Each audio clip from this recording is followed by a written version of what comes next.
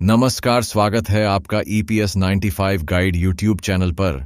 और आज हम आपको ले चल रहे हैं उन करोड़ों उम्मीदों की दुनिया में जो हर दिन एक बेहतर कल की आस में अपनी पलकें बिछाए बैठी है। यह कहानी है उन वरिष्ठ नागरिकों की जिन्होंने अपनी जवानी के कई दशक इस देश के निर्माण में लगा दिए, इस भरोसे के साथ कि उनके बुढ़ापे की लाठी सरकार की सामाजिक सुरक्षा बनेगी। लेकिन आज वही लाठी कमजोर नजर आ रही है। हम बात कर रहे हैं कर्मचारी पेंशन योजना यानी EPS 95 के उन पेंशन धारकों की जिनका संघर्ष, जिनकी पीड़ा और जिनकी मांगे एक बार फिर देश की सबसे बड़ी पंचायत लोकसभा के गलियारों में गूंजी है। 11 अगस्त दिन सोमवार, जब राष्ट्र अपने स्वतंत्रता दिवस की तैयारियों में डूबा था, उसी दिन लोकसभा के पटल पर एक ऐसा सवाल रखा गया जो सीधे तौर पर उन लाखों पेंशन भोगियों के जीवन और मृत्यु से जुड़ा था, जो अपनी जिंदगी के आखिरी पड़ाव पर सम्मानजनक जीवन जीने के लिए संघर्ष करत रहे हैं। पन्नों के बोझ तले दबी पृष्ठ संख्या 36 पर अंकित यह सवाल किसी साधारण कागज का टुकड़ा नहीं था, बल्कि यह उन अनगिनत प्रार्थनाओं, झापनों और सड़कों पर किए गए प्रदर्शनों का प्रतिबिंब था जो वर्षों से अनसुनी की जा रही थी। यह सवाल उठाया था माननीय सांसद श्री चंद्र प्रकाश जोशी जी ने। उनका सवाल सीधा, स्पष्ट और सटीक था। उन्होंने श्रम और रोजगार मंत्री से जानना चाहा कि क्या सरकार के पास कर्मचारी पेंशन योजना 1985 के तहत दी जाने वाली न्यूनतम पेंशन को Rs 8,000 की मामूली राशि से बढ़ाकर Rs 5,700 प्रतिमाह करने का कोई ठोस प्रस्ताव विचाराधीन है, और यदि ऐसा कोई प्रस्ताव मौजूद है तो इन पेंशन भोगियों को जो महंगाई की चक्की में पिस रहे हैं, इसका लाभ कब तक मिलने की उम्मीद की जा सकती है। इस सवाल में लाखों पेंशन धारकों की धड़कनें अटकी हुई थीं। उन्हें उम्मीद थी कि शायद इस बार सरकार के पास कोई सकारात्मक जवाब होगा, कोई ऐसी समय सीमा होगी जो उनके मुरझाए चेहरों पर मुस्कान ला सके। लेकिन जब जवाब आया तो वह उम्मीदों के पहाड़ पर किसी वज्रपात से कम नहीं था। श्रम और रोजगार राज्य मंत्री सुश्री शोभा करांदलाजे जी ने जो उत्तर दिया वह तकनीकी शब्दावली और योजना के विवरणों का एक ऐसा चक्रव्यूह था जिसमें मूल सवाल कहीं खोकर रह गया। मंत्री महोदया ने अपने जवाब में कहा कि कर्मचारी पेंशन योजना 1985 एक परिभाषित अंशदान और परिभाषित लाभ वाली सामाजिक सुरक्षा योजना है। उन्होंने विस्तार से बताया कि इस योजना का कोष कैसे बनता है। उन्होंने समझाया कि इसमें नियोक्ता द्वारा कर्मचारियों के वेतन का 8.33% का अंशदान होता है और केंद्र सरकार भी Rs 15,000 तक के मासिक वेतन पर 1.16% की दर से बजटीय सहायता के माध्यम से अंशदान करती है। उन्होंने यह भी स्पष्ट किया कि योजना के अंतर्गत सभी पेंशन भोगियों को भुगतान इसी संचित धनराशि से किया जाता है। इसके बाद जो कहा गया वह पेंशन धारकों के लिए किसी झटके से कम नहीं था। मंत्री जी ने सदन को सूचित किया कि EPS 1995 के अनुच्छेद 32 के प्रावधानों के अनुसार हर साल इस निधि का मूल्यांकन किया जाता है, और 21 मार्च 2019 की स्थिति के अनुसार जब निधि का आखिरी मूल्यांकन हुआ था तो उसमें बीमांकित घाटा पाया गया था। सरल शब्दों में कहें तो योजना के पास भविष्य के सभी दावों को पूरा करने के लिए पर्याप्त धन नहीं है। हालांकि उन्होंने यह भी जोड़ा कि सरकार अपनी जिम्मेदारी निभा रही है और बजटीय सहायता प्रदान करके EPS 95 योजना के अंतर्गत पेंशन धारकों को न्यूनतम Rs 1000 प्रतिमाह की पेंशन सुनिश्चित कर रही है।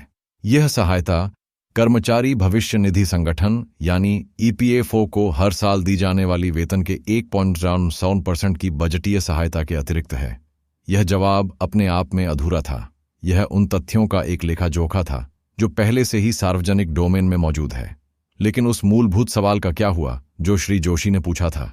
क्या न्यूनतम पेंशन को Rs 1000 से बढ़ाकर Rs 500 करने का कोई प्रस्ताव है, और अगर है तो यह कब से लागू होगा? इन दोनों ही महत्वपूर्ण सवालों पर सरकार की ओर से एक रहस्यमयी चुप्पी साध ली गई।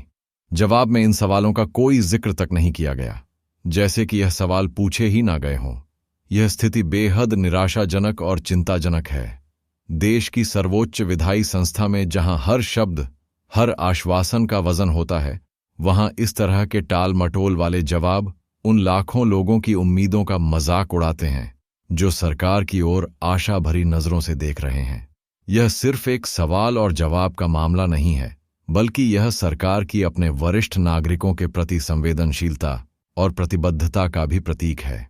आइए अब जरा इस पूरे मुद्दे की गहराई में उतरते हैं और समझने की कोशिश करते हैं कि आखिर यह EPS 95 का मामला है क्या और क्यों लाखों पेंशनभोगी आज सड़कों पर उतरने को मजबूर हैं।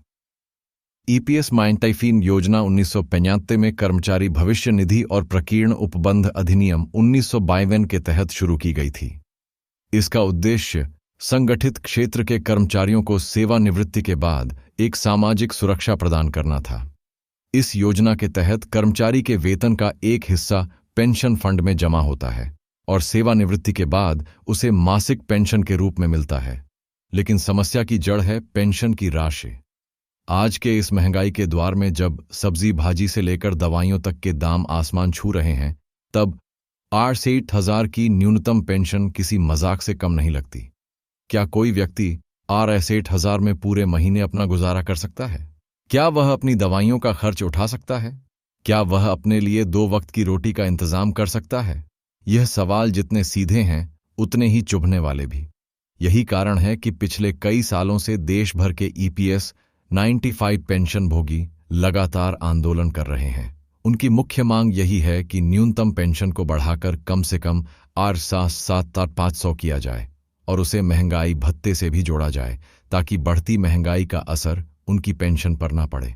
इसके अलावा वे अपने और अपने जीवन साथी के लिए मुफ्त चिकित्सा सुविधा की भी मांग कर रहे हैं, क्योंकि उम्र के इस पड़ाव पर स्वास्थ्य संबंधी समस्याएं आम हो जाती हैं और इलाज का खर्च उठाना उनके लिए लगभग असंभव होता है। इन पेंशन धारकों ने अपनी मांगों को सरकार तक पहुंचाने के लिए हर संभव प्रयास किया है। उन्होंने धरने दिए, प्रदर्शन किए, रैलियां निकाली, प्रधानमंत्री से लेकर श्रम मंत्री तक को अनगिनत पन सौंपे। कई बार उन्हें आश्वासन भी मिले, लेकिन नतीजा ढाक के 3 पाठ ही रहा। सरकार का पक्ष भी समझना जरूरी है। सरकार का कहना है कि EPS 85 योजना एक अंशदान आधारित योजना है और इसमें पेंशन का भुगतान उसी कोष से किया जाता है जो नियोक्ताओं और सरकार के अंशदान से बनता है। सरकार का सबसे बड़ा तर्क है बीमांकिक घाटा। जैसा कि मंत्री महोदया ने लोकसभा में भी बताया, योजना की देनदारियां उसकी संपत्ति से कहीं ज्यादा हैं। सरकार को डर है कि अगर न्यूनतम पेंशन को एक मुश्त इतना ज्यादा बढ़ाया गया तो यह कोष बहुत जल्द खाली हो जाएगा और पूरी योजना ही ध्वस्त हो जाएगी। लेकिन क्या यह तर्क पूरी तरह से जायज है? पेंशन भोगी संगठन इस तर्क को सिरे से खारिज करते हैं। उनका कहना है कि सरकार अपनी जिम्मेदारी से पल्ला झाड़ रही है। उनका तर्क है कि जब यह योजना शुरू की गई थी तब सरकार ने यह आश्वासन दिया था कि यह एक सुरक्षित और लाभकारी योजना होगी। उनका यह भी कहना है कि EPFO के पास आज भी लाखों करोड़ रुपए का एक विशाल कोष है जिसका इस्तेमाल पेंशन बढ़ाने के लिए किया जा सकता है। पेंशन भोगियों का एक और बड़ा आरोप यह है कि उनके पेंशन फंड का प्रबंधन सही तरीके से नहीं किया गया। उनका कहना है कि अगर इस फंड का सही जगह निवेश किया गया होता तो आज यह घाटे में नहीं होता। वे यह भी सवाल उठाते हैं कि जब सांसदों और विधायकों की पेंशन कुछ ही सालों में कई गुना बढ़ सकती है तो उन कर्मचारियों की पेंशन क्यों नहीं बढ़ सकती जिन्होंने अपनी पूरी जिंदगी देश की सेवा में लगा दी। यह एक ऐसा सवाल है जिसका जवाब देना किसी भी सरकार के लिए आसान नहीं होगा। यह सामाजिक न्याय और वित्तीय विवेक के बीच संतुलन साधने का एक बेहद जटिल मामला है। एक तरफ लाखों वरिष्ठ नागरिकों की मानवीय जरूरतें हैं तो दूसरी तरफ देश की आर्थिक हकीकत। लेकिन क्या इस समस्या का कोई समाधान नहीं है? विशेषज्ञ मानते हैं कि समाधान मौजूद है, बस एक मजबूत राजनीतिक इच्छा शक्ति की जरूरत है। कुछ विशेषज्ञों का सुझाव है कि सरकार को अपने बजटीय समर्थन को बढ़ाना चाहिए। उनका मानना है कि वरिष्ठ नागरिकों की सामाजिक सुरक्षा पर किया गया खर्च कोई खैरात नहीं बल्कि एक जरूरी निवेश है। एक स्वस्थ और सम्मानित वरिष्ठ नागरिक समाज देश के लिए एक संपत्ति होता है, बोझ नहीं। एक अन्य सुझाव यह है कि EPFO को अपने निवेश के तरीकों में सुधार करना चाहिए ताकि पेंशन फंड पर बेहतर रिटर्न मिल सके। इसके अलावा योजना के डिजाइन में भी कुछ बदलाव किए जा सकते हैं ताकि इसे ज्यादा टिकाऊ बनाया जा सके। उदाहरण के लिए पेंशन योग्य वेतन की सीमा को बढ़ाया जा सकता है, जो वर्तमान में Rs 15,000 हैं। सुप्रीम कोर्ट ने भी इस मामले में हस्तक्षेप किया है और कर्मचारियों को उच्च पेंशन का विकल्प चुनने की अनुमति दी है। हालांकि इसकी प्रक्रिया इतनी जटिल है और इसमें इतने पेंच हैं कि बहुत से पेंशन भोगी इसका लाभ नहीं उठा पा रहे हैं। लोकसभा में जो कुछ हुआ वह इस कहानी का सिर्फ एक अध्याय है। यह लड़ाई अभी लंबी है। एक तरफ सरकार की अपनी आर्थिक सीमाएं और तर्क हैं, तो दूसरी तरफ लाखों पेंशन भोगियों की टूटती हुई उम्मीदें और गहराता हुआ आक्रोश। इन दोनों के बीच एक खाई है जिसे पाटना बेहद जरूरी है। यह मुद्दा सिर्फ ईपीएस 95 के पेंशन भोगियों तक ही सीमित नहीं है। यह भारत में सामाजिक सुरक्षा की पूरी व्यवस्था पर एक गंभीर सवाल खड़ा करता है। क्या हम एक ऐसा समाज बनना चाहते हैं जो अपने बुजुर्गों को उनके हाल पर छोड़ दे, या हम एक ऐसा राष्ट्र बनाना चाहते हैं जो उनकी देखभाल और सम्मान को अपना परम कर्तव्य समझे? श्री चंद्र प्रकाश जोशी का सवाल भले ही पृष्ठ संख्या 36 पर दर्ज हो, लेकिन उसका असली स्थान करोड़ों भारतीयों के दिलों में है। और जब तक उस सवाल का एक संतोषजनक, मानवीय और सम्मानजनक जवाब नहीं मिल जाता, तब तक यह सवाल संसद के गलियारों से लेकर सड़कों तक हर जगह गूंजता रहेगा। सरकार को यह समझना होगा कि बीमांकित घाटे के आंकड़े मानवीय पीड़ा और गरिमा से बड़े नहीं हो सकते। 68,000 की पेंशन आज के समय में एक क्रूर मजाक है, और इस मजाक को अब खत्म होना ही चाहिए।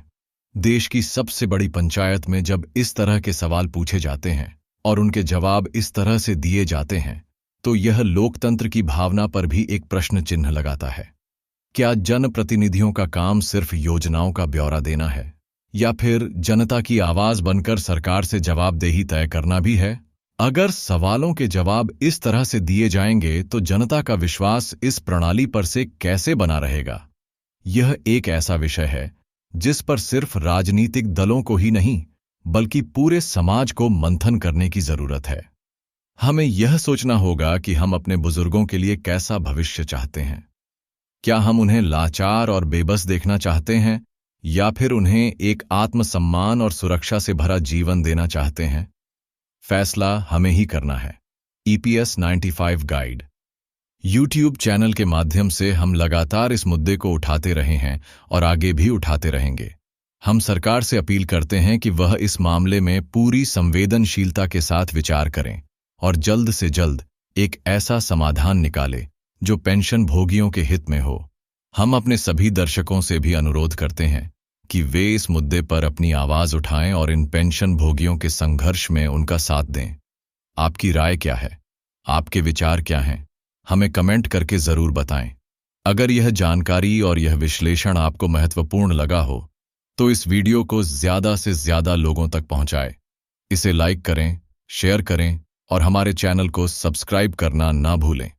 मिलते हैं आपसे अगले वीडियो में एक और महत्वपूर्ण मुद्दे के साथ।